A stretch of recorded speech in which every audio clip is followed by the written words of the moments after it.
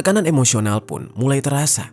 Rasa tidak nyaman, khawatir akan konflik rumah tangga, dan serta perasaan terganggu bercampur menjadi satu. Edwin kemudian menyampaikan keberatannya kepada Ika. Dia menginginkan agar komunikasi tersebut dihentikan dan masalah di antara mereka disudahi. Halo Sobat Pena, apa kabar hari ini? Assalamualaikum warahmatullahi wabarakatuh. Hari ini kita akan kembali membahas kejadian-kejadian mengerikan, kisah nyata yang terjadi di muka bumi ini. Pada malam tahun baru, yang seharusnya disambut dengan euforia penuh sukacita dan perayaan, tapi berbeda dengan yang dialami oleh warga di Kabupaten Banjarnegara, Jawa Tengah. Mereka justru dikejutkan dengan penemuan jasad seorang wanita muda yang tewas dalam kondisi tersangkut kayu di aliran sungai. Pada awalnya, banyak yang mengira bahwa korban tewas tenggelam, namun kenyataannya ternyata tidak sesimpel itu. Wanita tersebut adalah korban yang sengaja dibuang ke sungai usai mengalami tindakan yang mengerikan, sampai dia meninggal dunia, yang mana pelakunya adalah mantan kekasihnya sendiri.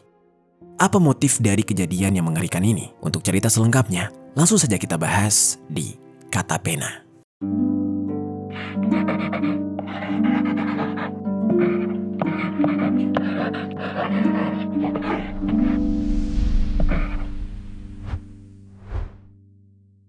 Misteri Ika Apriliani yang jasadnya ditemukan di aliran Sungai Parakan, Banjarnegara akhirnya terungkap.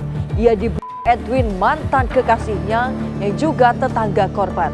Edwin dan Ika bertemu untuk menyelesaikan masalah di antara mereka, tapi keduanya justru bertengkar. Edwin mengancam Ika hingga tewas. Sebelum kita mulai ke ceritanya, jangan lupa untuk subscribe channel ini dan bagikan video ini ke teman-teman kalian. Cerita ini dibuat berdasarkan berita yang sudah beredar dan diterbitkan oleh beberapa media publik yang aku sajikan dan aku rangkum dalam bentuk alur cerita. Kita mulai ceritanya. Di Kabupaten Banjarnegara, Jawa Tengah, tepatnya di Desa Merden, Kecamatan Purwanegara, hiduplah seorang gadis muda bernama Ika Apriliani. Pada saat itu, usianya baru menginjak 19 tahun. Usia yang bagi sebagian orang masih dipenuhi oleh mimpi, harapan, dan rencana-rencana masa depan. Di lingkungan keluarga dan kerabat, dia lebih akrab dipanggil Ika. Ika merupakan anak sulung dari pasangan Samsul Roma dan juga istrinya Rohima. Sebagai anak pertama, dia memikul peran yang tidak kecil di dalam keluarga. Meski belum memiliki pekerjaan tetap, Ika tidak bermalas-malasan. Hari-harinya banyak dihabiskan di rumah untuk membantu kedua orang tuanya menyelesaikan berbagai pekerjaan rumah tangga, mulai dari membersihkan rumah hingga membantu urusan rumah tangga lainnya. Kehadiran Ika di rumah seolah menjadi perekat yang menghangatkan suasana keluarga. Dia dikenal sebagai kakak yang lembut dan penuh perhatian. Meski tidak banyak informasi di media yang menjelaskan secara detail tentang berapa orang adiknya, tapi keluarga mengenal Ika sebagai sosok yang dapat diandalkan dan selalu siap membantu di dalam keluarga mereka. Perannya sebagai anak sulung membuat dia terbiasa mengalah, mengerti, dan menjaga keharmonisan di dalam rumah. Lingkungan tempat tinggal Ika juga dipenuhi oleh sanak saudaranya. Beberapa kerabatnya tinggal tidak jauh dari rumah, bahkan ada yang sudah berkeluarga dan memiliki anak. Di antara aktivitas kesehariannya, Ika kerap meluangkan waktu untuk bermain dan menemani adik-adiknya serta keponakan-keponakannya. Dia menikmati momen-momen sederhana itu dengan tertawa bersama mereka, berbagi cerita ringan kepada mereka yang masih kecil, dan menciptakan suasana yang hangat di tengah keluarga besar. Bagi keluarga dan warga sekitar, Ika dikenal sebagai pribadi yang ceria dan mudah bergaul. Keramahannya membuat dia cukup dikenal oleh masyarakat sekitar. Di usia yang masih sangat muda itu, Ika menjalani hidup dengan sederhana dan dekat dengan keluarga. Tak hanya dekat dengan keluarga, dia juga akrab dengan tetangga dan tumbuh di dalam lingkungan desa yang saling mengenal satu sama lain. Salah satu warga setempat yang mengenal sosok Ika adalah seorang pria yang bernama Edwin. Pada saat itu, usia Edwin berbeda 3 tahun lebih tua dari Ika, yaitu 22 tahun. Jarak rumah Edwin dengan Ika sangatlah dekat, kurang lebih hanya sekitar 200 meter.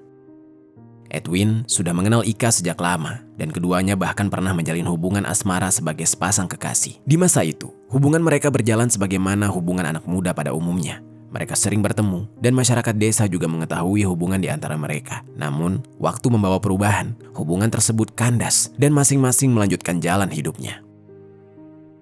Edwin kemudian memasuki fase kehidupan yang baru. Dia menikah dengan perempuan lain dan membangun rumah tangga sendiri. Statusnya kini bukan lagi seorang pemuda lajang, melainkan seorang suami yang memiliki tanggung jawab terhadap istri dan keluarganya. Sementara itu, Ika masih sendiri dan belum memiliki kekasih lagi. Meski demikian, Masa lalu antara Edwin dan Ika rupanya belum benar-benar tuntas. Komunikasi di antara keduanya masih terjalin. Ika diketahui masih sering menghubungi Edwin, dan di sisi lain, Edwin pun tetap membalas pesan-pesan tersebut, meskipun dia sudah berstatus sebagai suami orang. Interaksi yang semula mungkin dianggap sepele, perlahan menjadi sesuatu yang sensitif. Saat itu, situasi menjadi semakin rumit ketika Ika juga diketahui kerap menghubungi istri Edwin. Tidak diketahui secara pasti bagaimana percakapan-percakapan itu berlangsung. Apakah sebatas klarifikasi Ika terhadap hubungannya dengan sang mantan, yaitu Edwin, atau justru ada hal lain. Tapi yang jelas, hal tersebut memperkeruh keadaan. Bagi seorang pria yang sudah berkeluarga, kondisi seperti ini menempatkan dia di dalam posisi yang serba salah. Di satu sisi ada masa lalu yang belum sepenuhnya reda, tapi di sisi lain ada rumah tangga yang harus dijaga. Tekanan emosional pun mulai terasa. Rasa tidak nyaman, khawatir akan konflik rumah tangga, dan serta perasaan terganggu bercampur menjadi satu. Edwin kemudian menyampaikan keberatannya kepada Ika. Dia menginginkan agar komunikasi tersebut dihentikan dan masalah di antara mereka disudahi. Tapi percakapan itu tidak benar-benar menyelesaikan persoalan. Masih ada perasaan yang ganjal di antara mereka, yang akhirnya membuat keduanya sepakat untuk bertemu secara langsung. Pertemuan itu dimaksudkan sebagai upaya terakhir untuk menyelesaikan persoalan yang sudah berlarut-larut. Singkat cerita, pada akhirnya, di hari Senin tanggal 29 Desember 2025, tepatnya sekitar jam 2 dini hari, Edwin menjemput Ika menggunakan mobil pick-up jenis Suzuki Super Carry bernomor polisi B9106 FAQ. Ika pun keluar menemui Edwin tanpa pamit kepada keluarganya, dan saat itu dia mengenakan baju hitam serta celana coklat. Lalu dia masuk ke dalam mobil dan duduk di kursi penumpang depan, tepat di samping Edwin. Di saat itu mereka bermaksud ingin menyelesaikan persoalan pribadi yang sebelumnya membuat Edwin tidak nyaman. Namun dalam perjalanan, tiba-tiba terjadi pertengkaran di dalam mobil. Ika yang tiba-tiba melontarkan kata-kata kasar sampai meludahi Edwin. Di saat itu, Edwin merasa dia sangat direndahkan. Sampai diludahi seperti itu, ya jelas emosinya memuncak dengan ucapan dan perlakuan Ika. Entah apa hal yang memicu Ika melontarkan kata-kata kasar hingga meludahi mantan pacarnya itu. Tapi yang jelas Edwin benar-benar menjadi naik pitam. Edwin langsung menghentikan mobil di tepi jalan wilayah Dusun Banyu Mudal, Desa Purwonegoro, Kecamatan Purwanegara. Dia kemudian tiba-tiba mengepalkan tangannya dan langsung memukul kepala Ika hingga berulang kali. Pukulan itu mendarat dengan keras di bagian kepala Ika hingga Ika sampai sempoyongan. Ika nyaris jatuh dari tempat duduknya. Tapi Ika masih terus berusaha menangkis Edwin. Di saat itu, Edwin justru kembali memukul bagian leher Ika secara berulang kali hingga Ika tidak sadarkan diri. Edwin yang melihat Ika pingsan dan tidak sadarkan diri berencana ingin meninggalkan Ika di pinggir jalan. Edwin keluar dari mobil, berusaha mengeluarkan Ika dengan menarik tubuh Ika agar jatuh keluar dari mobil. Sebelum dia meninggalkan Ika, Edwin sempat memeriksa kondisi Ika terlebih dahulu, dan ternyata Ika sudah kaku dan sama sekali tidak bergerak. Edwin pun panik. Dia langsung mengangkat tubuh Ika kembali ke dalam mobil, dan setelah itu, Edwin kembali melanjutkan perjalanan dalam kondisi yang panik. Di tengah perjalanannya, Edwin memeriksa kondisi Ika, yang mana ternyata Ika sudah tidak lagi bernafas. Dalam kondisi panik, dia berusaha menghilangkan jejak perbuatannya. Hingga akhirnya, tibalah pada jam 3 dini hari, saat melintasi jembatan Sungai Parakan, Edwin memutar arah, menghentikan kendaraannya. Di saat itu, dia kembali mengangkat tubuh Ika dan membuangnya ke aliran sungai dari atas jembatan, dengan harapan orang-orang yang menemukan tubuhnya akan mengira Ika adalah korban yang tenggelam. Tubuh Ika pun akhirnya terbawa oleh aliran sungai, sementara Edwin langsung melarikan diri dari lokasi sebelum ada orang lain yang melihatnya. Singkat cerita, di sisi lain, sekitar jam 3 dini hari tersebut, ibu kandung Ika yang bernama Rohima sempat menyadari bahwa Ika tidak berada di dalam rumah. Dia mencoba menghubungi handphone Ika berulang kali, tapi handphonenya tidak aktif. Hingga pagi harinya, keluarga mulai mencari informasi kepada kerabat terdekat dan juga tetangga. Seorang warga menyatakan sempat melihat Ika dijemput mobil pick-up pada sekitar jam 2 dini hari. Awalnya, keluarga tidak curiga dan mengira Ika sedang berada di rumah teman. Namun setelah tidak ada satupun teman yang mengetahui keberadaan Ika, pihak keluarga langsung merasa panik dan khawatir. Mereka kemudian melaporkan kehilangan Ika kepada pihak kepolisian setempat. Beberapa hari kemudian, tepatnya pada hari Rabu tanggal 31 Desember 2025, sekitar jam 5 sore, salah seorang warga yang bernama Slamet Tria Pujiharto atau yang biasa dipanggil Slamet, sedang ingin memancing di pinggir Sungai Parakan, tepatnya di Dusun Danarum, RT 04 RW 04, Desa Mertasari, Kecamatan Purwanegara. Di saat itu dia tiba-tiba melihat adanya semacam tubuh wanita tersangkut di kayu di aliran sungai tersebut. Awalnya Slamet mengira mungkin saja itu bukan manusia, bisa jadi itu manekin atau boneka. Tapi setelah dia melihat lebih dekat, rupanya tubuh tersebut benar adalah jasad manusia yang merupakan seorang wanita. Slamet pun segera melaporkan kejadian ini kepada aparat desa dan dilanjutkan kepada pihak yang berwajib. Seketika itu juga, lokasi penemuan jasad tersebut langsung didatangi oleh warga setempat. Mereka awalnya mengira bahwa korban sempat tenggelam dan hanyut di sungai. Tapi ternyata, dugaan awal bahwa korban hanyut karena tenggelam perlahan mulai diragukan. Karena pada kondisi jasad yang ditemukan tersangkut di antara kayu-kayu aliran Sungai Parakan itu menimbulkan banyak tanda tanya. Beberapa warga melihat adanya luka di bagian kepala dan leher korban. Selain itu, dari mulut korban juga tampak keluar busa bercampur cairan merah. Dan hal tersebut benar-benar tidak wajar jika hanya disebabkan karena tenggelam biasa. Lalu tak berselang lama, aparat dari Polres Banjarnegara bersama dengan jajaran Polsek Purwanegara tiba di lokasi. Garis polisi langsung dipasang untuk mengamankan TKP. Petugas melakukan olah TKP awal, memotret dan mendokumentasikan posisi jasad, mencatat kondisi sekitar aliran sungai, serta mendata saksi-saksi yang pertama kali melihat tubuh korban. Proses evakuasi dilakukan secara hati-hati, mengingat kondisi jasad yang sudah berada lama di dalam air. Jasad tersebut kemudian dibawa ke RSUD Profesor Dr. Margono Soekarjo yang ada di Purwokerto untuk pemeriksaan lebih lanjut. Ketika ditemukan, tidak terdapat kartu identitas atau dokumen resmi apapun di tubuh korban. Karena itu, pihak kepolisian perlu melakukan proses identifikasi melalui ciri-ciri fisik. Yang diantaranya, pakaian yang dikenakan, yaitu baju hitam dan celana coklat, serta perhiasan berupa gelang dan cincin yang masih melekat, serta warna rambut dan bentuk tubuh yang masih bisa dikenali. Polisi juga mendokumentasikan sidik jari dan mencocokkannya dengan data kependudukan yang tersedia. Di saat yang bersamaan, penyidik menelusuri laporan orang hilang yang masuk dalam beberapa hari terakhir.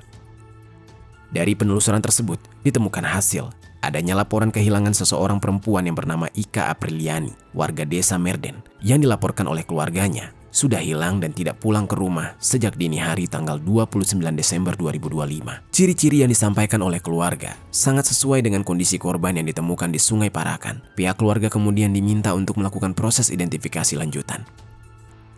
Setelah memastikan kecocokan ciri-ciri fisik dan barang yang dikenakan oleh korban, identitas jasad tersebut dipastikan adalah Ika. Suasana haru dan duka pun menyelimuti keluarga yang sebelumnya masih menyimpan harapan bahwa Ika akan kembali dalam keadaan selamat. Lalu, di tengah kedukaan itu, mereka menyetujui proses otopsi guna memastikan penyebab dari kematian Ika.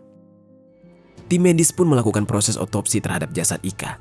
Hingga akhirnya, hasil otopsi inilah yang kemudian menjadi titik terang dalam penyelidikan. Tim medis menemukan bahwa tidak terdapat air di dalam paru-paru korban. Dalam ilmu kedokteran forensik, temuan ini sangat krusial, yang mana apabila seseorang meninggal karena tenggelam, umumnya akan ditemukan air di dalam saluran pernafasan dan paru-paru sebagai akibat refleks saat dia bernafas ketika berada di dalam air. Fakta bahwa paru-paru korban tidak mengandung air menunjukkan bahwa korban sudah meninggal dunia lebih dulu sebelum akhirnya tubuhnya dibuang ke sungai.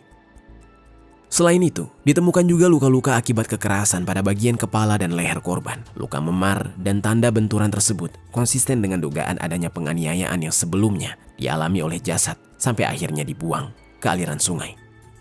Setelah proses otopsi selesai, jenazah Ika diserahkan kepada pihak keluarga dan dipulangkan ke rumah duka di Desa Merden. Di rumah duka, suasana berubah menjadi lautan kesedihan. Tangis keluarga pecah ketika ambulans tiba membawa tubuh Ika yang sudah terbujur kaku.